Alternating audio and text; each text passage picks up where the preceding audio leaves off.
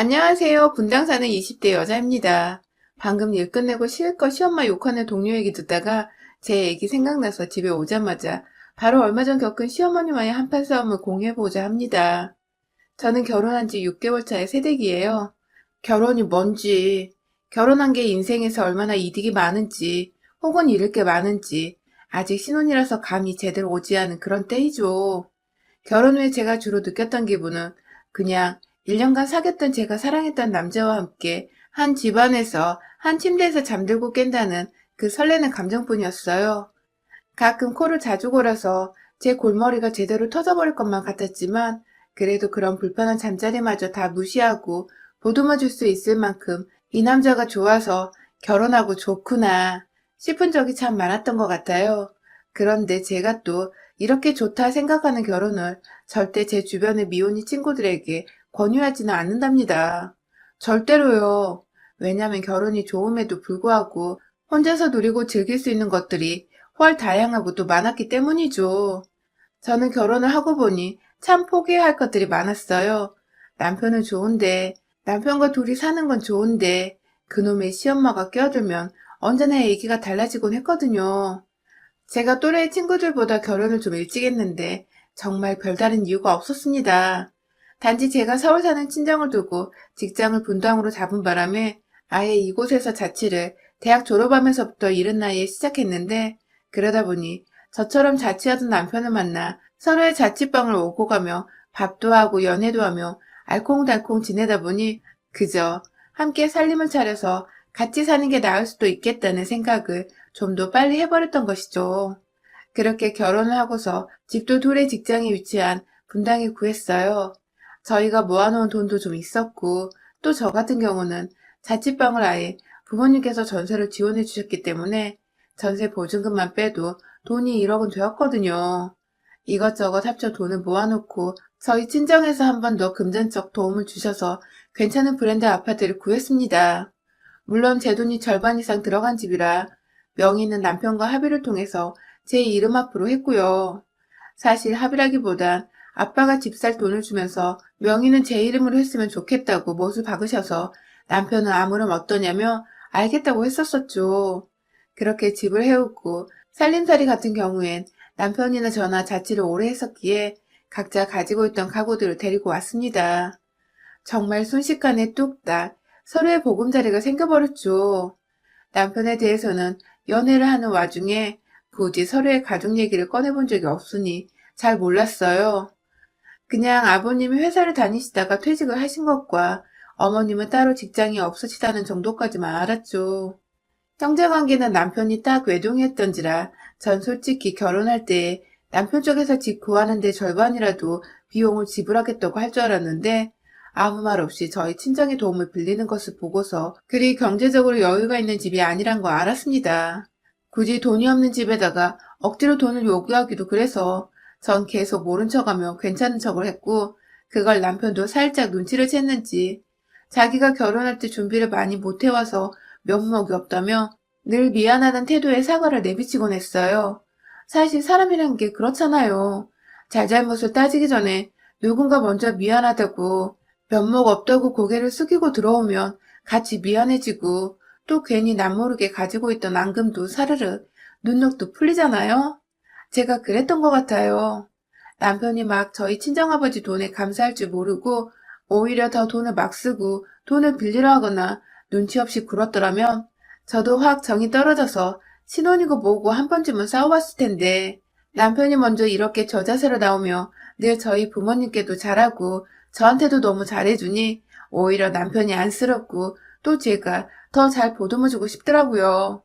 그래서 전 나름 최선을 다해서 와이프로서 그리고 앞으로 살아가는 동안에 평생 함께할 동반자로서 옆에서 남편을 잘 케어해주겠다고 다짐을 했어요.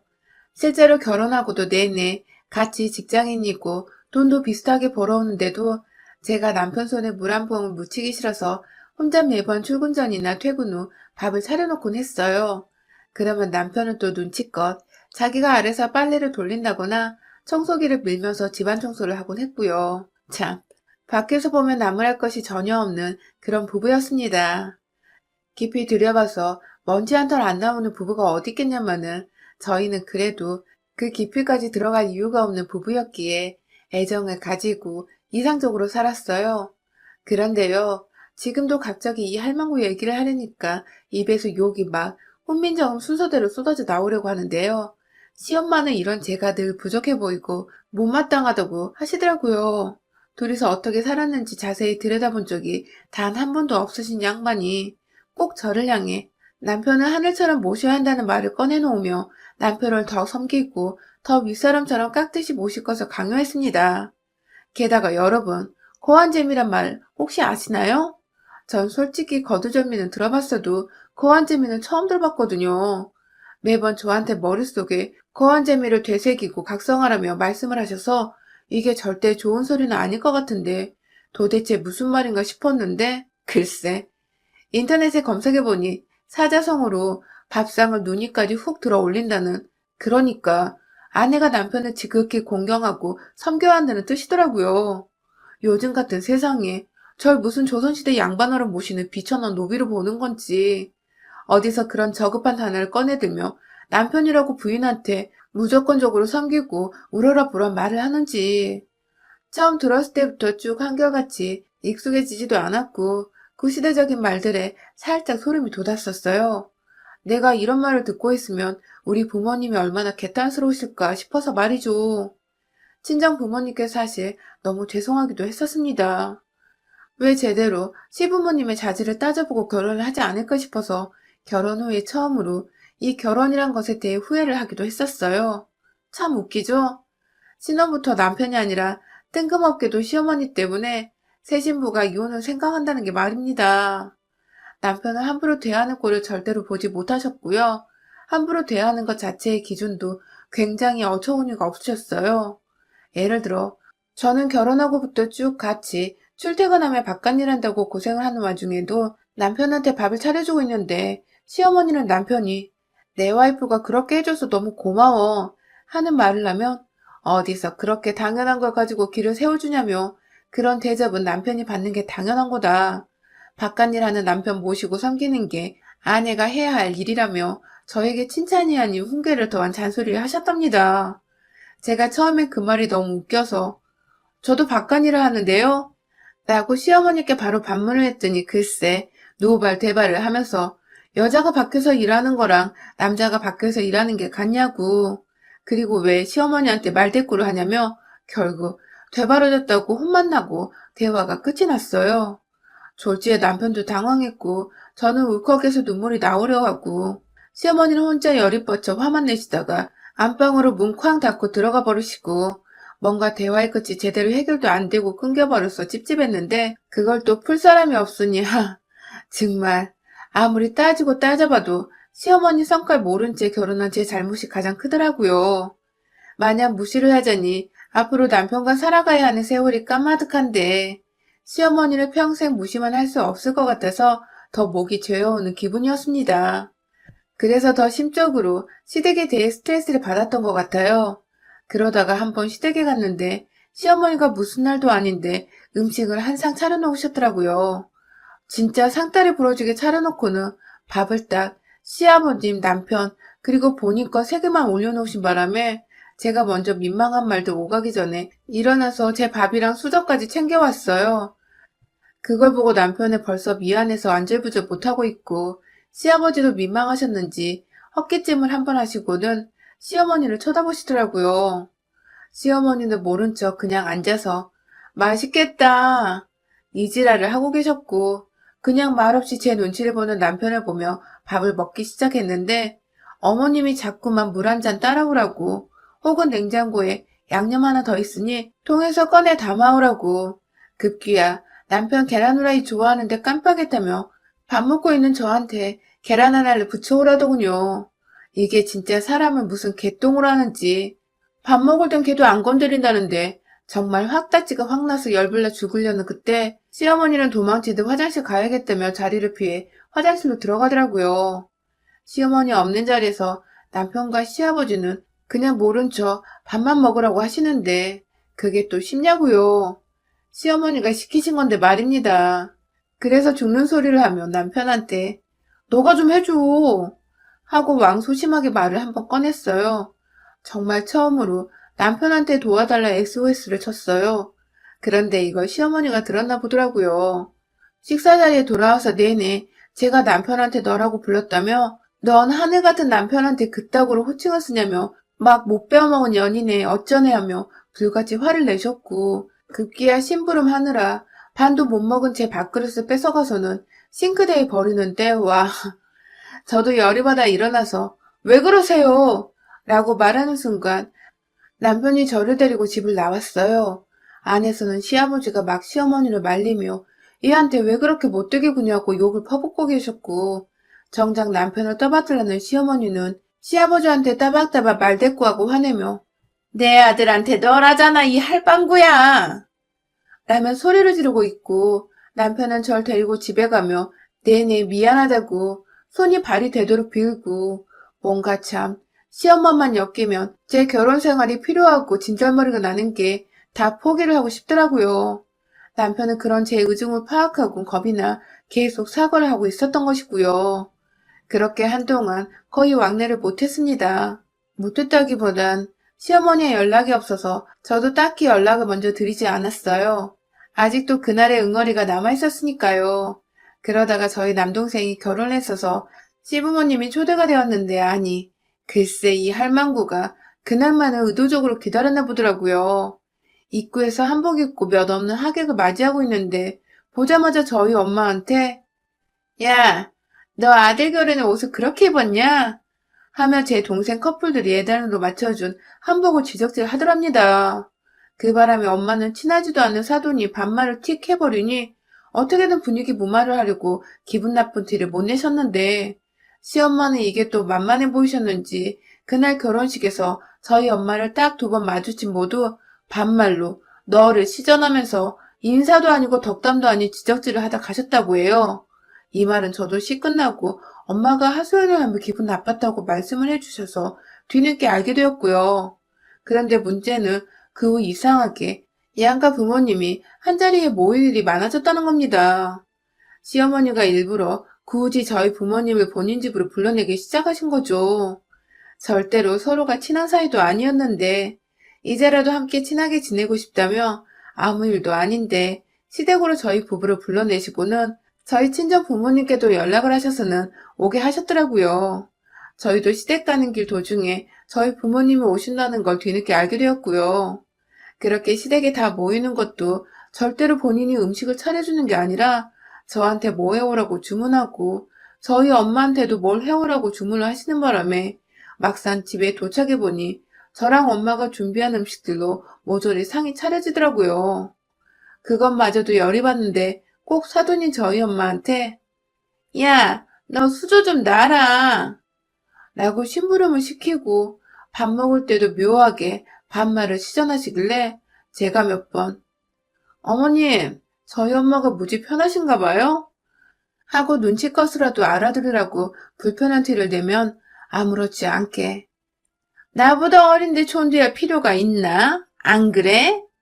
하며 약을 올리셨어요. 그렇게 기분 상하는 밥을 다 먹고는 하다 본인 TV 채널을 돌리겠다고 저희 엄마한테 야, 채널 좀 돌려봐 라고 일을 시키고 그 와중에 웃겨 죽겠는 건 우리 아빠는 무서운 건지 아빠가 바로 엄마 옆에 붙어있을 때는 또 야, 너 이딴 소리는 대놓고 못하는 겁니다. 잠깐 아빠가 물 마신다고 화장실 간다고 자리를 비운 사이에 혹은 대화를 집중하면 안 들릴 정도의 TV 소리 같은 외부 소음이 있을 때에만 슬쩍 엄마한테 야, 너 이지랄 떠시니 제가 더 빡이 쳐버린 것이죠. 처음 한두 번은 어떻게든 어른들 다 모시고 문제를 일으키지 않으려고 웃어넘기려는 엄마를 따라서 분위기만 살살 보고 있었다가 결국 세 번째로 모이게 된 날 일이 터져버렸습니다. 그날도 자기가 어디서 굴을 먹고 싶다고 굴을 사오라고 주문을 하신 바람에 저희 엄마는 또 사돈 드린다고 속 터지게 수산물 시장까지 가셔서 아이스박스에 굴을 담아오셨더라고요.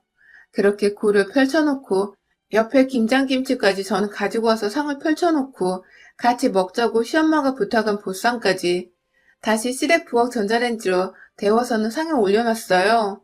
그리고 저는 저희 엄마 챙기면서 가만히 있던 남편한테 물 한 잔만 좀 따라줘 라고 부탁을 했는데 거한 재미를 언급하시던 그 시엄마가 어디 안 가셨더라고요. 대뜸 남편한테 자신이 갖다 주겠다고 앉아있으라며 부엌에서 내보내더니 저희 엄마를 향해서 저 보란 듯이 물은 네가 따라 먹어 이년아 라는 겁니다. 순간 밖으로 나간 남편까지 놀래서 뭐라 그랬냐고 부엌에 들어올 정도로 온 가족이 정적에 휩싸인 그때 시어머니는 또 아무렇지 않은 척 친하면 2년 전은 하는 거지 하며 웃어 넘기려 하셨어요. 전 이미 듣다 못 참겠어서 수저를 엉기려고 제 손에 한가득 쥐었다가 그걸 부엌 안에 있는 탁자 위에 턱 쏟아버렸고요. 제가 명색이 저희 엄마 딸인데 그걸 어느 자식이 가만히 듣고만 있겠냐고요.